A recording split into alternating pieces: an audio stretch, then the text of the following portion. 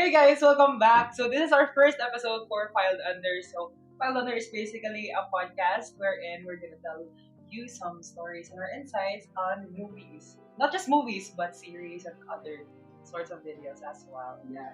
Yes. So what are we going to do for today's episode? For today's episode, we're just basically going to talk about yourselves, getting to know your host for Yes. this amazing program. For this episode, also you get to know why or like you get to know the genres that we like personally like. Yes. Diba? Because Movies that we resonate with the most. As Of well as course. mga stories na feel natin will relate with others to our viewers as well. yeah. Of course, mga underrated no recommendations that like movies that needs to be like it's a must watch. Yeah. Yeah, so to start everything, let's introduce ourselves first. Hi guys, my name is DJ Jen. So I am a communication student here in University of the Philippines, Cebu. And my favorite genre in terms of film, I must say, I'm more leaning to mga unusual na mga movies. Ano ba yung mga unusual? Unusual movies na mga Sample da. unconventional movie. I like dili siya like siya atake when it comes to like dili siya like normal like movies. For example, my favorite one so far is Poor Things. Yes. By- Poor Things by I don't know the director. But koad si something na American movie. It's an American movie. Like it's a story of Bella Baxter, guys. So Bella Baxter, to spoil yun na lang a bit, like, koan, like, ang brain na gamit niya karon sa iyang adult body is the brain of her baby. Kaya siya. Interesting. Very, Very weird. interesting. So, ako naman Kaya, ikaw. Ako. Yeah. Introduce yourself. So, hi everyone. I am Hizam, DJ Hizam. I am a BS Accountancy first year student, actually pioneer ako. So, Wow. hi to the world. And my favorite genre sa tingin ko sa film is mga political espionage or like films na gusto nila patayin yung presidente, mga ganun na type. For films. Ikaw may intentions ka ba to do it? Wala naman kasi mabait ako. No, Yeah. Sige.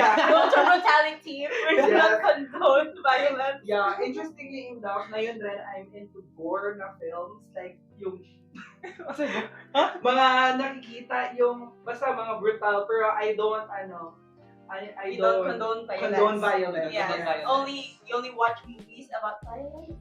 But Yeah. hopefully you don't want to do violence. Yes, of Stay away course. from violence. Yes. Okay, so ako Ikaw? naman.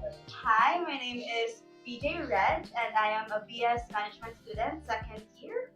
And yung mga movies na binawatch ko mostly is, first of all, I'm not more of a movie person. Mas more into series. Series. Yes, kasi parang movies are too short for me. Parang wala siya. Interesting. Oh. Yes. Okay. For more ng time, nga taas kong attention span because I'm a binge watcher also. And I like mga series because I feel like it gives more context and parang mas mahaba yung run. So, I like the push and pull of the artist. Like, I like that about yes.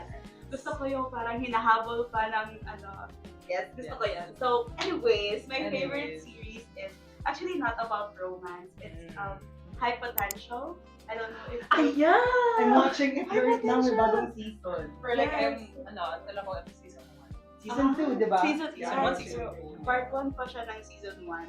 Yeah, but that's my hyperfixation nowadays, yung High Potential, because I feel like wala masyadong series na like that. Like, hindi main point ng series yung love life.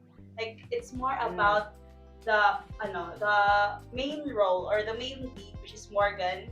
Like, siya talaga yung parang nasa spotlight and it tackles more about how some people may see na yung condition niya is a blessing or like it's something that kanang she should be grateful for, but actually there are a lot of cons that comes with it and like the show, yes, a For lot. context, ano ba yung condition ni Morgan? Yeah, Morgan has like high IQ, like very high. unusually high IQ, and like because of that, she struggles a lot with like keeping like young attention span is very all over the place, and her mind is so messy, and it actually relates. And I like the film because it kind of manifests the series rather the series because it manifests like setting and the how Morgan dresses. Yeah.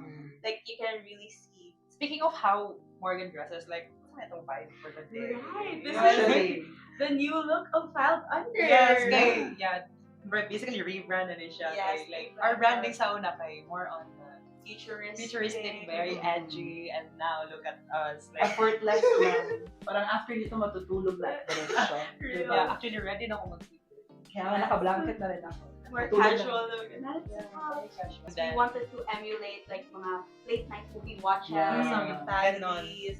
Yes, so yes. Gusto rin namin na while you're watching this, you're also like nasa higaan lang or like after watching our show, panonoodin nyo rin yung suggestions namin. Or maybe, like, pag mo Yes. matulog, like, ganahan mo maminog someone na mag-yap lang about movies. Yes. So like we also want you to feel comfortable with us. Yes. Okay, like this is really not that like Not you really know. serious Yes, lang. kaya It's more- more on, like, we just- personal takes lang on some movies. yeah, so Yeah. So feel free lang to, para maging background music nyo kami while you're doing something or you're planning to sleep na talaga. Or maybe mag-akads mo. Yeah. Also listen to Yeah. us, di ba? yeah. Yes. So, So, nagdungan. So, paan? how about we talk about mga recent na kanang Mga films? yes, Recent mga films or films. mga series that's been kanang Recent pag you hyped watch. about. Sa akin, Okay, sa akin, go. ako muna. Sige, Sige, go. go. So, pinaka-recent na pinanood ko was The Loved One since February. Oh, 21. yeah. And Wednesday and And today. So, like, this. I feel like lahat ng students free ngayon to watch that type of movie. Yes. And it's very sad kasi like, no spoiler lang, but it's about really committing. Commitment. Long form of committing. So I think it really talks about that and how important long-term goals ng isang relationship is communicating that to your partner. Yeah, especially in context of the 21st century dating, Yeah. especially on like naman the online dating, and like Gen Zs don't even know how to date. I don't know how to commit. Actually, Di ba? Wala naman DJ tayo. Raj. Like from What's your opinion? from that perspective, like there's a lot of terms na nag-arise. For example, Yes. situationship. Yeah. Ang Mga mga ghosting, mga ghosting. zombie. Diba? Like, wala man na siya ng idea sa una. Pero like, Zombie. karon kay Yeah, you don't know zombie. Yeah, explain to me, Zombie. Zombie is basically like you disappeared na, but then you come, come back. back. So more siya you're We're being like, alive from the dead. we're so much unghosting. Yes. Yeah, so much ganun. siyang zombie. Yes. And also, kuan, I listened to this podcast at earlier than ang niya kay. The reason daw why nani ang Gen Z karon kay kuan kanang we've been treated with this Netflix daw na mindset. Okay. Di ba when nabantayan niyo if we go move Netflix, like, admit it, mas taas pa yun yung time makuha mag-mini of shows kaysa sa mga tanaw. Actually, like ako, 1 hour bago ko nakadecide. Real. Even if paano mag-eat ko, kay kanang mas tuwid ako nag-feeling of thing to watch to eat rather than actually Eating. eating. Malamig na yung noodles, hindi pa rin ako Oo. Yeah, similar to dating lang sa like your dali remote kayo ang options are there. Like, for example, there's natin mga online dating apps, for example, Bumble, Tinder, other platforms. And then, kuan, isod sad kayo, dahil kayo options na i-offer kayo mo. Then, ako man, like, you jump from one person to another. Like, So basically, because you have a lot of options, like parang you keep on thinking that I can do better. I can do better than this. Like, Yeah. Ganun. Actually. Well, ikaw, very there's sad.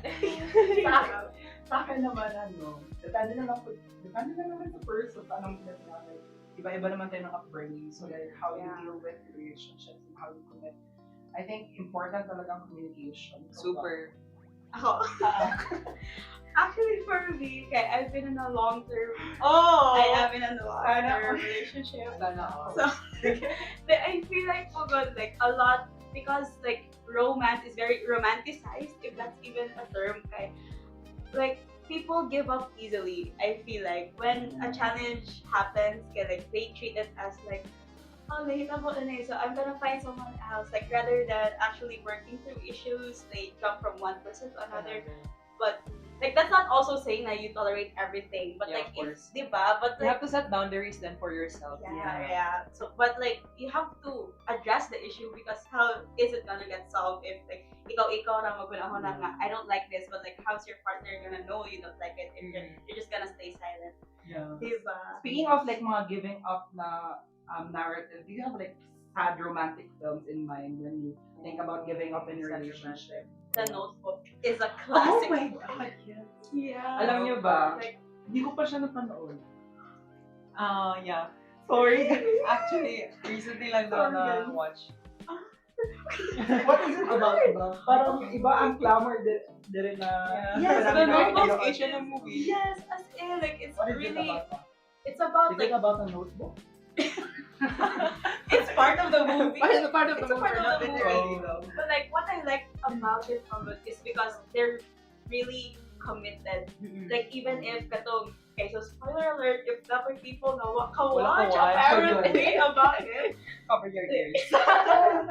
It's about like even if like break up na sila, kaya like the distance or even if like nanay other people sa someone Yeah, else's pero that life. also raises a question, like, isn't that a form of cheating?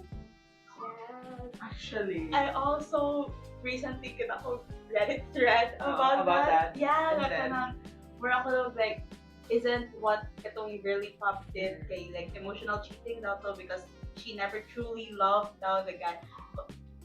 So red flag, girl. Oh my God. I'm not sure. Go lang, it's okay. No, because for me, man good, wala man po siya ni ingon po sa guy outwardly. Kaya di ba murag kind of a force? No, for like the things that they were doing.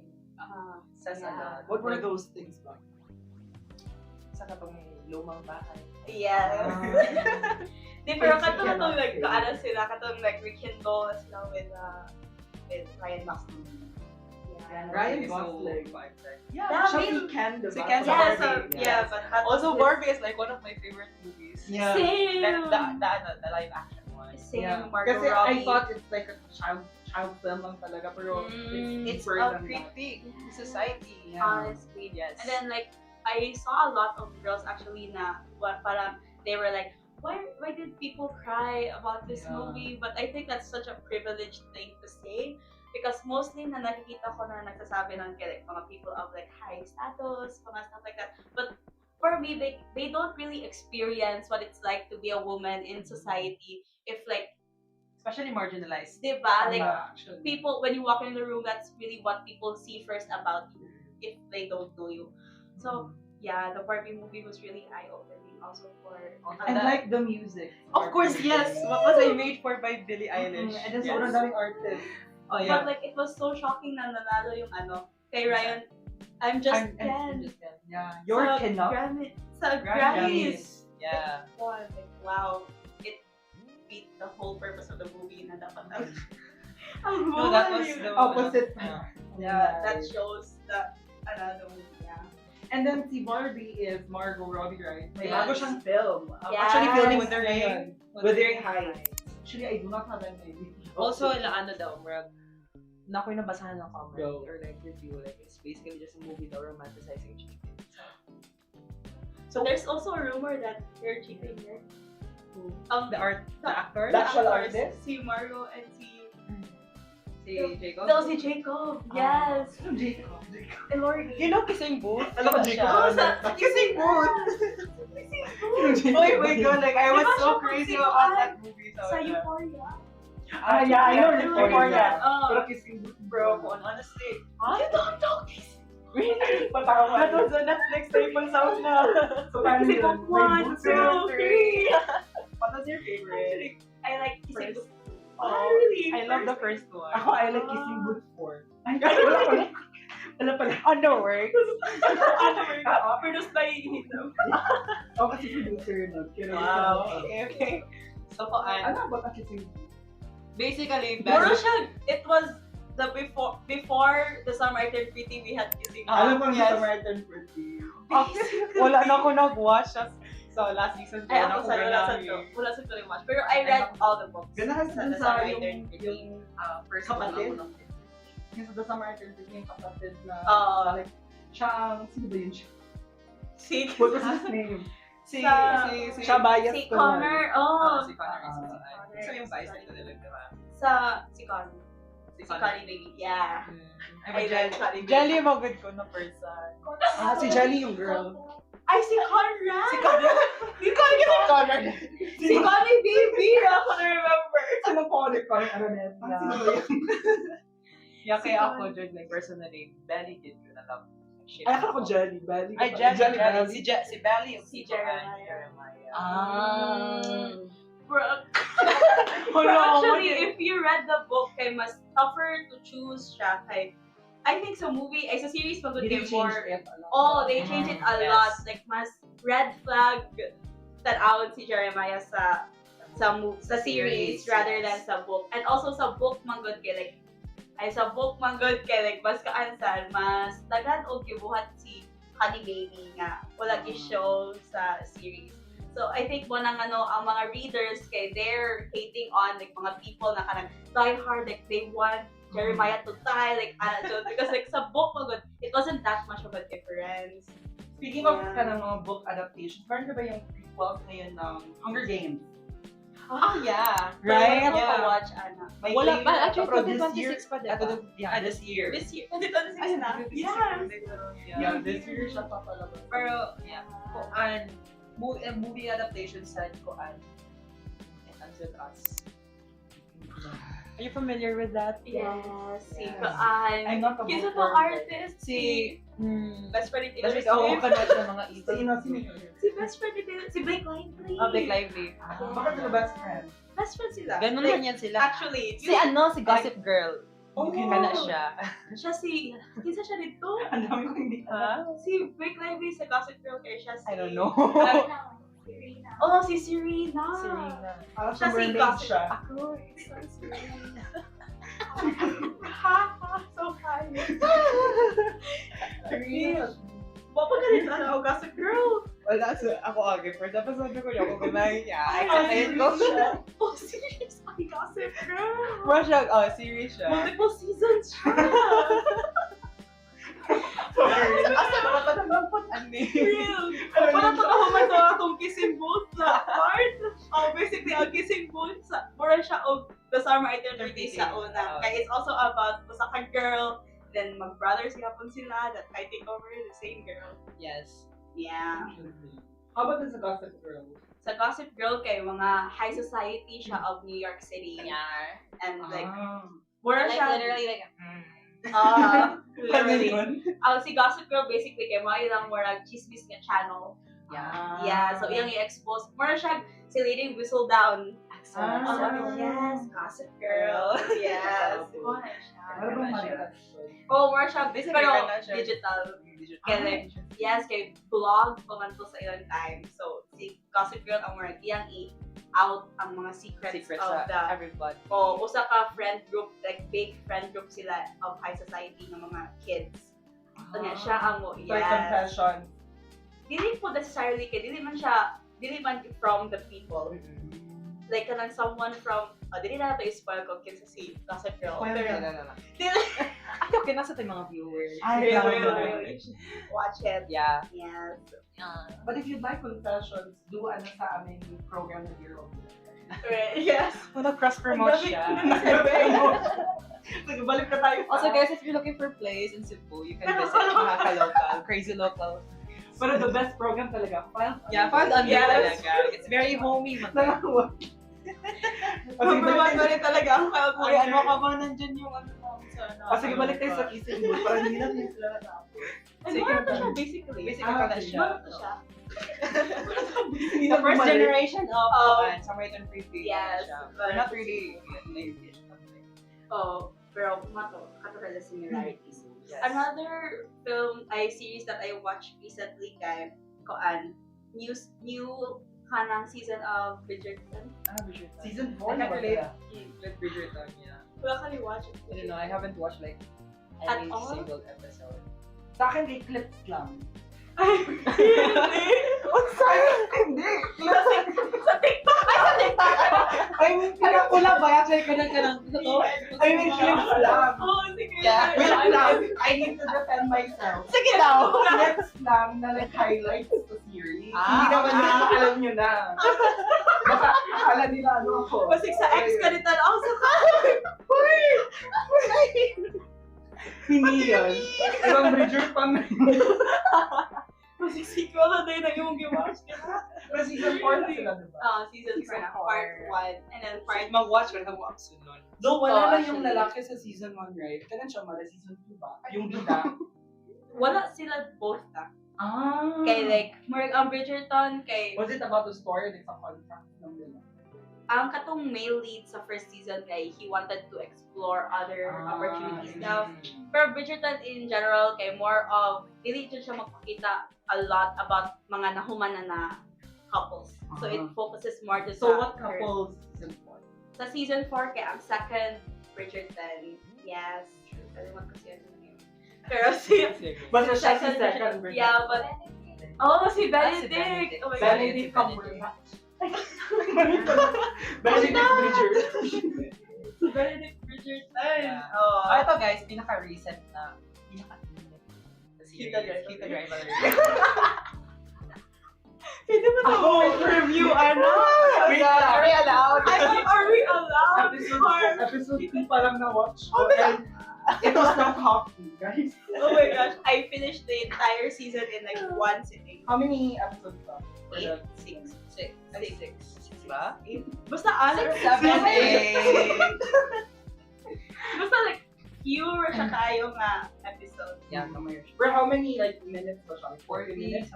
Yeah, typical European. And what was it about, like the plot? The plot was basically about two rivals, like they Hockey came players that came from different countries. But definitely it different wasn't hockey players. about hockey. Yes. I actually, it dips. Actually, no. It dips there. And Yeah. also, it's actually there's actually a real life couple yun na kita dyan. Mm. Ko ano sila, they are woman to woman relationship. And it's really nice kay Wala ba? ko nice kayo siya kay ko where we talk. Nagkaila sila from that, and then also kanang committed din sila. Pero when they're on the battlefield, like this sila. Yeah. Yeah. Separate ang ilang relationship. So like, from meron that. boundaries with relationship and They don't let each other win. They have fun. But I think what's nice also, like I know Heated Rivalry is getting like kind of crowned on for us, like the scenes. Okay, I think Magod, it's not just about those scenes, but it's also about like the homophobia in certain sports. Ganun, like even in the big 2026, there are still a lot of No, like the plot was actually happened 2006. But 2016. more so on the 2016. scenes. No, like 2006 before to that. 2016. Agi ng correct timeline. yeah. Ang last episode, 2016 na siya. More so rin on the scenes. Ang main focus I think is probably the theme on like homophobia. Yeah, especially like, sa hockey daw. or in the Because- sports industry. sports industry, because if you're playing for like a men's team, okay, mostly just dito, like, homophobia. And like, also saw a lot of mga TikTok videos nga, like, this would have healed me if I watched this back when I was a teenager.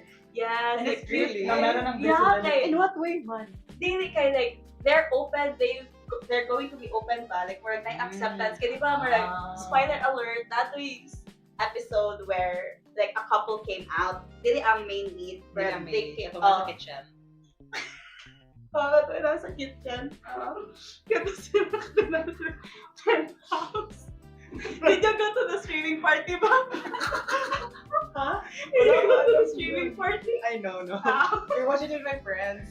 I walked with friends, very brave. Ako, I watched it alone.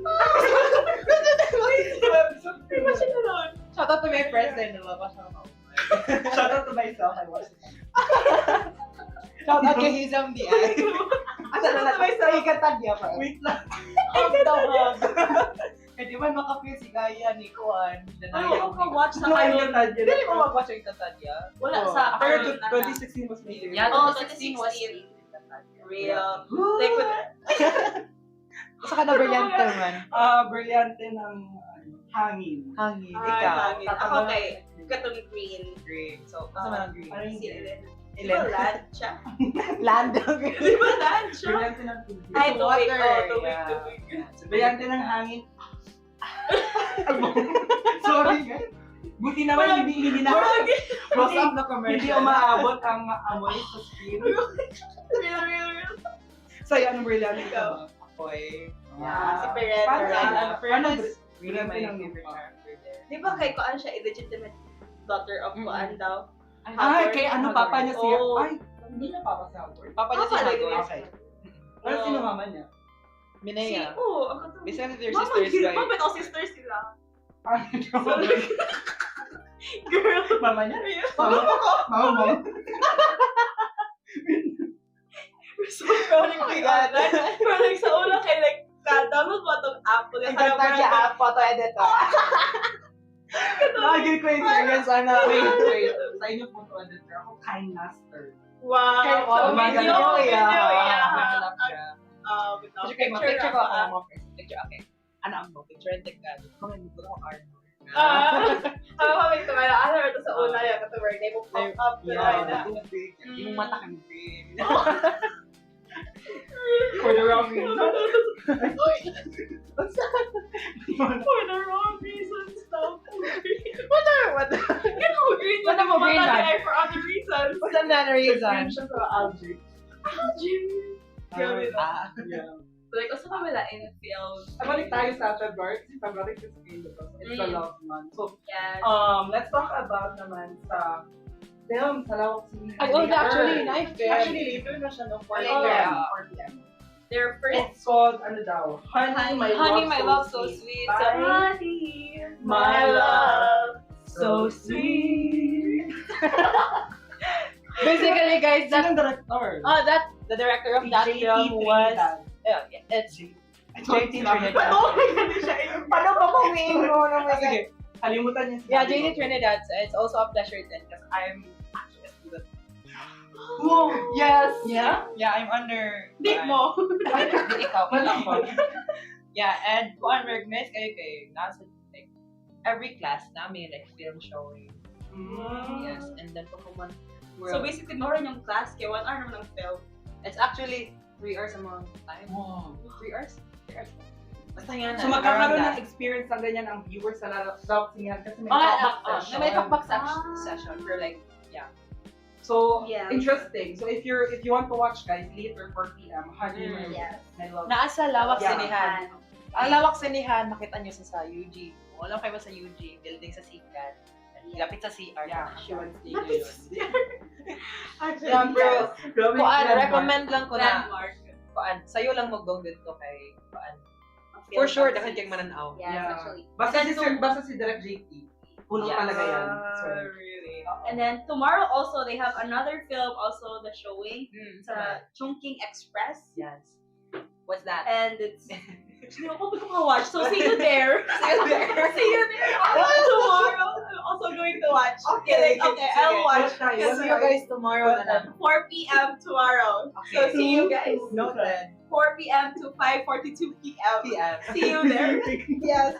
Kaya ako magkakawatch sa movie. Bali, ang So, runtime nun is 1 hour and 42 minutes. 42 minutes. Mag-walk, Very ang walk specific. time, pila ang walk time. Yes, so dapat 3 minutes. 3:30 pa lang on the way na ka there.